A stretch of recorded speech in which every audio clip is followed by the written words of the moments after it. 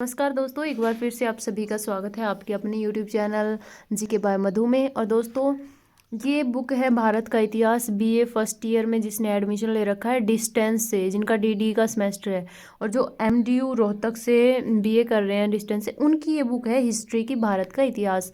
और ये इस बुक की ये तीसरी वीडियो है। इससे पहले मैंने 2 वीडियो बना रखी हैं, वो आप देख लेना।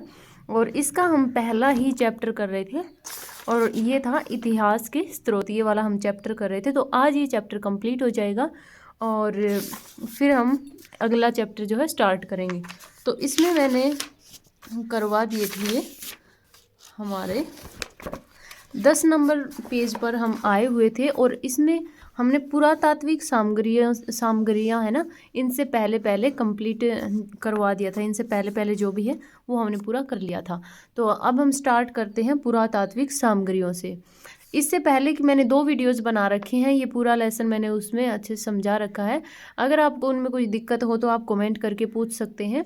तो ये वाला हम आज स्टार्ट करेंगे। तो चलिए वीडियो को शुरू करते बिना देर के।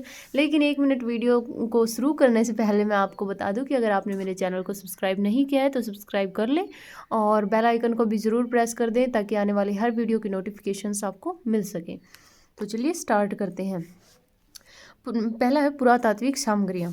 पुरातत्व संबंधी सामग्री ने प्राचीन भारतीय इतिहास की स्रोत तथा अनेक टूटी हुई कड़ियों को जोड़ने में महत्वपूर्ण योगदान दिया है। भारतीय पुरातात्विक वस्तुओं के अध्ययन का कार्य विलियम जोन्स ने प्रारंभ किया। किसने किया? जो भारतीय पुरातात्विक जो वस्तुएं मिली हैं, जैसे अभिलेख, सिक्के, मुद्राएं, स्मारक, जो भी, इनके अध्ययन का काम किसने किया था? विलियम जोन्स ने। ठीक है। लॉर्ड कर्जन ने पुरातत्व विभाग की स्थापना की। पुरातत्व विभाग की स्थापना किसने की थी? लॉर्ड कर्जन ने। ये याद रखना, हमें इसको अंडरलाइन कर लेना। आपको बुक्स मिली हुई है सबको, अभी जो है 2022 और 2023 में जिसने एडमिशन लिया है उनकी बुक शायद 5 या 6 सितंबर से ही मिलनी स्टार्ट हो गई थी। तो आपकी सबके पास होंगी ये बुक। तो लॉर्ड कर्जन ने पुरातत्व विभाग की स्थापना की तथा जॉन मार्शल इस विभाग के प्रथम निदेशक नियुक्त किए गए। इन सामग्रियों को हम निम्नलिखित भागों में बांट सकते हैं। पहला है अभिलेख, फिर है सिक्के और मुद्राएं, फिर स्मारक व भग्नावशेष व कला और कृतियाँ। ठीक है।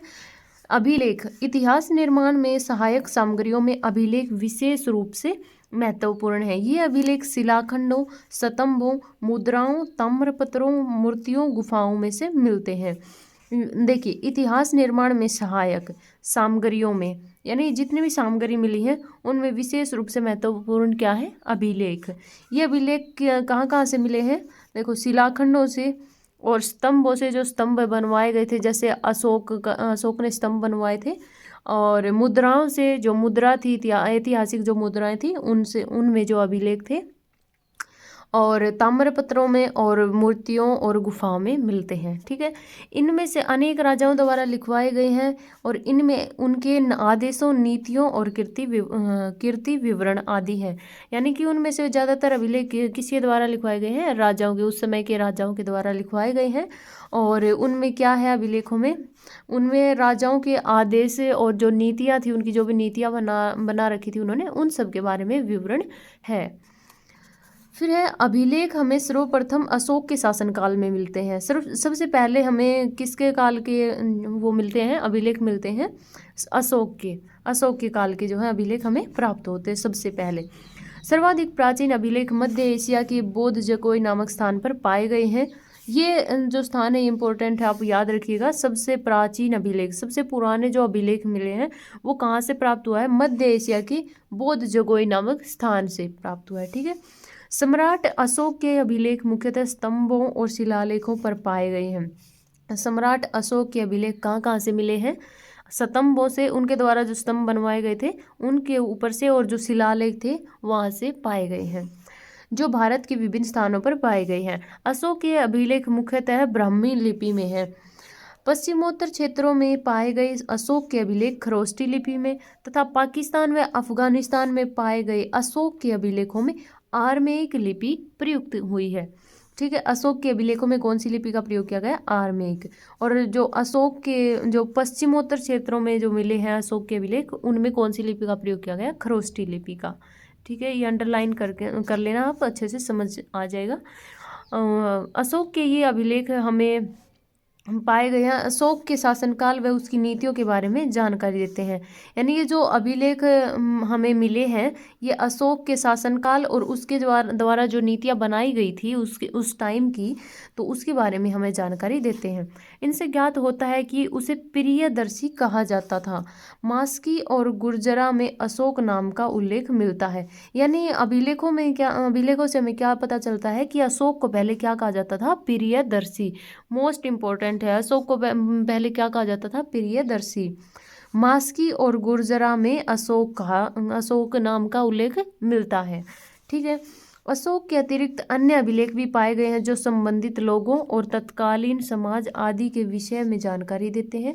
कुछ महत्वपूर्ण अभिलेख निम्नलिखित हैं, और ये अभिलेख कौन कौन से हैं? इधर है अभिलेख, और ये जो लेखक थे यानी जो सम्राट थे, जो भी शासक थे, उनके नाम है इधर। पहला है प्रयाग प्रशस्ति, हरिसेन समुद्रगुप्त का दरबारी कवि हुआ करता था, ये इसके लेखक हैं।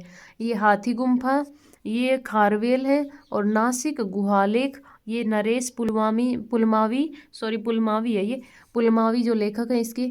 और जूनागढ़ से जो अभिलेख प्राप्त हुआ है वो रुद्रदामन जो है वहाँ पर वो हुआ करते थे, सम्राट हुआ करते थे। ये मंदसौर से यशोधर्मन। और नेक्स्ट देखते हैं, पेज नंबर 11 के ऊपर आ गए हम। एहोल पुलकेशियन द्वितीय, देवपाड़ा विजयसेन, ग्वालियर राजा भोज, गरुड़ स्तंभ लेख विदिशा हेलियोडोरस। फिर है एरन वराह प्रतिमा है, ये एरन। और राजा तोरामन हून शासक था ये। ठीक है, तो यहाँ तक हमने इसको कवर कर लिया। अब देखते हैं हम मुद्रा व सिक्के। अभी तक हमने क्या पढ़ा है? अभिलेखों के बारे में। अब हम किसी बारे में पढ़ेंगे? मुद्रा व सिक्कों के बारे में। प्राचीन इतिहास की जानकारी हमें विभिन्न स्थानों से प्राप्त मुद्राओं और सिक्कों में भी मिला है। प्राचीन इतिहास की जानकारी हमें विभिन्न स्थानों से प्राप्त मुद्राओं और सिक्कों में मिला है।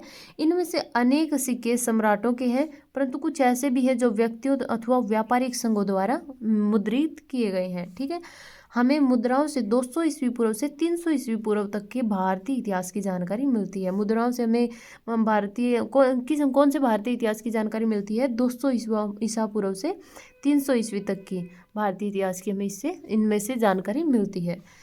जिस सिक्कों व मुद्राओं पर लेख नहीं थे, केवल चिन्ह मात्र होते थे, उन्हें आहत सिक्के कहते थे।